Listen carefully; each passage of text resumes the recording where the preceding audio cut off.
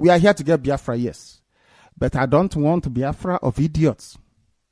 Azikiwe fought for independence. Jomo Kenyatta fought for independence. Kwame Nkrumah fought for independence. Arap Moi fought for independence. Nyerere fought for independence.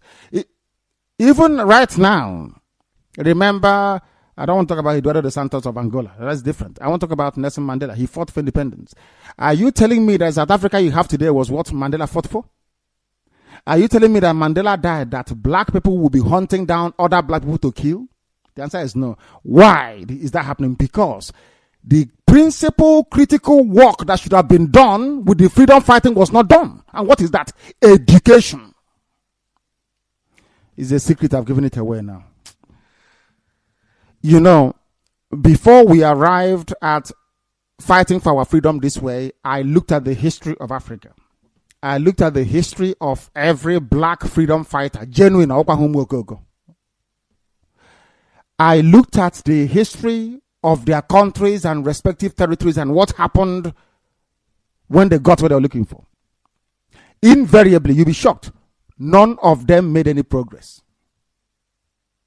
I repeat, none of them made any collective, conscientious progress that you can look at and say, hey, I'm happy with this. None.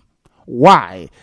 Because black people try to, or they are imitating, they want to imitate Europeans and white people. They think that by going to white people's school, by doing everything white people does, somehow they can effect lasting change in their lives. And the answer is no, you can't do it. Do you know why they cannot do it? There is a way that Caucasians think. It's working for them and I love it. Good luck to them. But you, as an African, you as a Biafran, if you want that piece of land to be developed, you need to think in a particular way. Not necessarily with the way the Caucasian does it. That is what we are doing. So that the legacy of Biafra will last. That Biafrans will not condone anybody. You will judge any fool who is in office and stealing money. They say don't judge anybody. So somebody can be a governor and steal people's salary and run away. Well, don't judge him. As he's stealing your money, you come and say, oh, Gabet, what are you doing? He will say, oh, don't judge me that you will not be judged. It's in the book. It's just like a pastor telling you about tithe. Or touch not my anointing.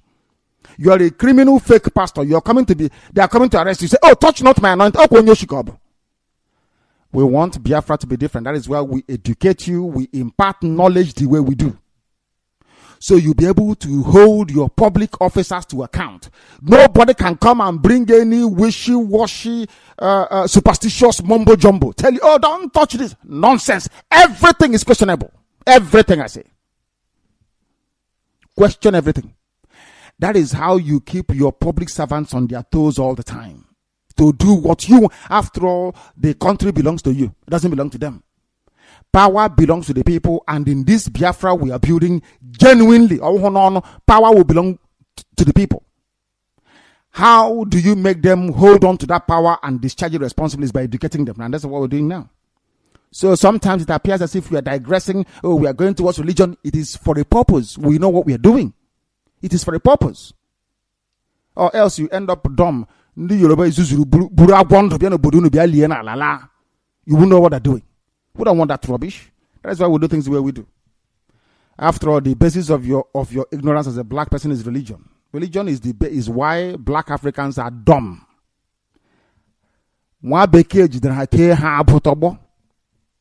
By the time you come away from this bondage, my goodness, that is why we are the way we are. We are fast forwarding everything to make it quick so that when we get Biafra, you won't mess it up. All of you with your general overseer, if you're in the Biafra army, telling me I should leave Yoruba pastors alone. If you know Yorubas don't want Biafra, is that correct? Yes, this man said, Kumiji said he is praying for the zoo not to break up. Yes? And we're fighting for the zoo to break up. Now,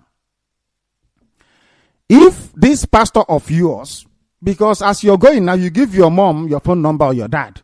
Your dad goes to Yoruba church. They ask your dad, oh, where is your son? My son is fighting with the army of Biafra. The pastor can say, give me his number. I want to call him. Yoruba will call your son at the battlefront. If your son did not receive this education now, or is of a weak disposition, he'll say, okay, yes, so my general overseer, Pastor Kumuyi, man of God, said I should not fight anymore, that Nigeria is better for me. Since my man of God has spoken, I have to do what the man of God said. Rubbish. Now you understand why we are doing what we are doing? We want to undermine everywhere the devil will come from. Plugging all the holes that the devil will come from.